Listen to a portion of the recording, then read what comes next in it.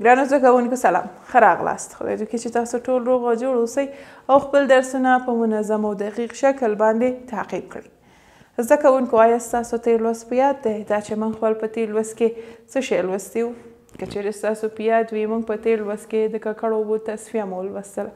دا چې اوبه څه ډول ککړېږي، هغه اوبه چې یو ځل مصرف شوي وي هغې ته څه شی ویل کېږي؟ هغې ته ککړې اوبه ویل کېږي. چې دغه اوبه د مختلفو ځایونو څخه راغونډېږي، مثلا د کارخانو څخه، د شفاخانو څخه، هوټلونو څخه، کورونو څخه، خلاصه ټول هغه ځایونه کې چې هلته اوبه مصرفېږي د هغه ځایونو څخه ککړې اوبه هم رامنځته کېږي. دا موضوع مو ولوستله، د سربیره پر دې نور موضوعات مو هم لوستي زده کوونکو چې نور موضوعات مو هغه موارد وو چې د اوبو د ککړېدو سبب کېږي. هغه موارد مو ټول په منظمه توګه ولوستل او پوه شو چې کوم موارد دی چې د اوبو د ککړېدو سبب کېږي. نو دا ټول هغه موضوعات وو چې موږ خپل په تېر لوست کې ولوستل او زده مو کړل. که چیرې بیا هم تاسو په تېر لوست کې کومه ستونزه درلود یا د تېر لوست په کومه برخه نه وي پوه شوي زده کوونکو، کولی شئ چې خپلې پوښتنې او ستونزې مو له موږ سره په کومنټ کې شریک کړئ. نو اوس راځئ چې خپل نوی لوست پیل کړو. زموږ نننی لوست ابتدایي یا لومړنۍ تصفیه. زده کوونکو هماغسې مو چې په تېر لوست کې د اوبو تصفیه ولوستله، په دې پوه شو چې د اوبو تصفیه څه شی ده او څه ارزښت لري. په ننني لوست کې به د اوبو د تصفیې د پړاوونو په هکله خبرې وکړو، دا چې باید اوبه د کومو مراحلو څخه عبور وکړي تر څو هغه تصفیه شي. لومړنۍ مرحله چې دې ته مقدماتي تصفیه هم ویل کېږي، په لومړنۍ مرحله کې اوبه اخلي او د شګو څخه تېروي. د څه شي څخه؟ شګو څخه. مثلا یو ظرف ږدي، په هغه کې شګې اچوي، بیا په سر یې اوبه اچوي. زده کوونکو چې د دغه کار ګټه څه شی ده؟ د دې کار ګټه دا ده چې جامد مواد او جامد اضافي توکي د اوبو څخه څه شي؟ جلا شي. یعنې یو څه ابتدایي مرحله کې د اوبو تصفیه شي. په ټانک کې د شګو رسوب چې دا څه رقم عملیه ده زده کوونکو؟ په مقدماتي تصفیه کې ککړې اوبه له نلونو څخه تېرېږي. یعنې کله چې اوبه د نلونو څخه تېرې کړلې، د دغه نلونو په بیخ کې کوچني تیږې اوسېږي. د دغه نلونو په بیخ کې کوچني تیږې او سربیره پر دې کفګیر ډوله جسمونه هم موجود دي چې د دغه کفګیر ډوله جسمونو دنده دا ده چې تیل او غوړ مواد له اوبو په سر کې چې لامبو وهي دا جمع کړي. که چیرې تاسو په خاصه توګه حتما تاسو د کفګیر استفاده مو په اشپزخانو کې لیدلی ده زده کوونکو چې تاسو د کفګیر په واسطه مواد جمعوئ. نو دغه کفګیر ډوله جوړښتونو موجودیت هم د دې سبب کېږي تر څو تیل او غوړ مواد د اوبو د سطحې څخه راغونډ شي. بیا دا اوبه رسوب کوونکي ټانک ته انتقالیږي چې 40 نه تر 80% پورې اضافه مواد په دې مرحله کې جلا کیږي. سربیره پر دې چې دغه کار سرته رسوي زده کوونکو، همدا ساینس پوهان بل عملیه هم سرته رسوي چې په دې کې سریښناک کیمیاوي مواد اضافه کوي. څه شی؟ سریښناک کیمیاوي مواد. د دغه سریښناک کیمیاوي موادو موجودیت د دې سبب کیږي تر څو جامد اضافي توکي له اوبو څخه جلا شي او یا هم له منځه لاړ شي. دا هم په ټانک کې د شګو رسوب.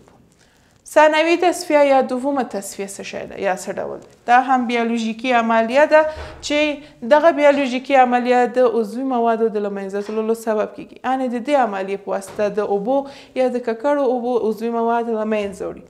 په دې مرحله کې ککړې اوبه په ټانک کې وړل کېږي او چې کله دا په ټانک کې ذخیره کړل یا وساتلې، په شدت سره په دې باندې هوا خوشې کوي زده کوونکو چې د دغه هوا شدت د هوازي باکتریاو او ضربیني اجسامو څه شی کوي؟ چټکه وده. هغوی د تل د ودې په حالت کې دي.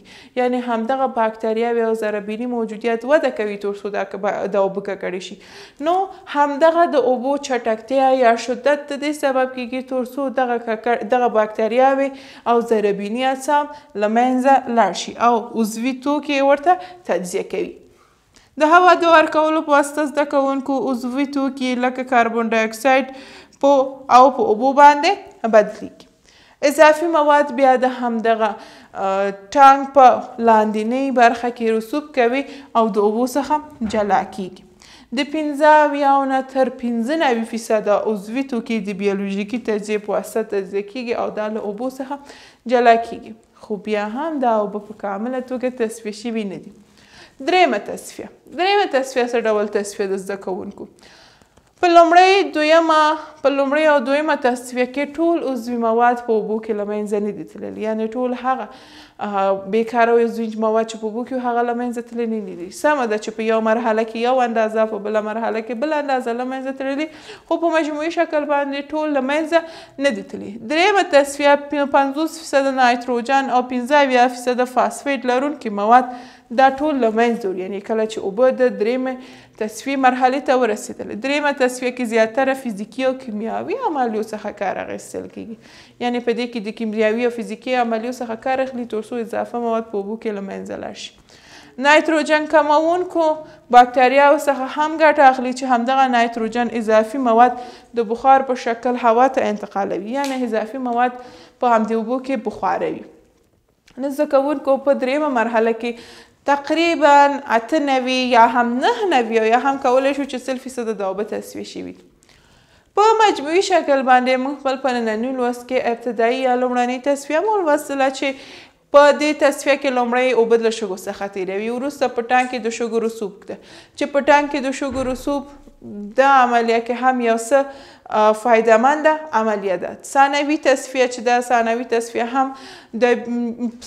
تصفیه هم زده کوونکو د عضوي مواد او بیکاره مواد له اوبو کې له منځه وړي چې په دې مرحله کې څه شی کېږي، زده کوونکو 15 تر 95% اضافي مواد له اوبو څخه جلا کېږي. درېیمه تصفیه چې ده دا وروستنۍ تصفیه ده چې په دې مرحله کې اوبه کاملا تصفیه کېږي او د استفادې وړ ګرځي. نو زده کوونکو دا ټول هغه موارد و چې موږ خپل په ننني لوست کې ولوسته او د اوبو تصفیه مو وپېژندله دا چې اوبه په څو مراحلو کې تصفیه کېږي. نو مطمئنه یم چې نننی لوست مو په سمه توګه زده کړی دی، ځکه چې زموږ نننی لوست ډېر په زړه پورې او خوندور. نو که چیرې بیا هم تاسو په دې درس کې کومه ستونزه درلود یا د لوست په کومه برخه نه وي پوه شوي، کولی شئ چې خپلې ستونزې او پوښتنې مو له موږ سره په کومنټ کې شریک کړئ. همدارنګه زده کوونکو تاسو کولی شئ چې د کتاب سافټ هم زموږ د ویډیو د ډسکرپشن څخه ډاونلوډ کړئ. نو د بیولوژي تر بل درسه پورې تاسو په پاک څښتن تعالی باندې سپارم.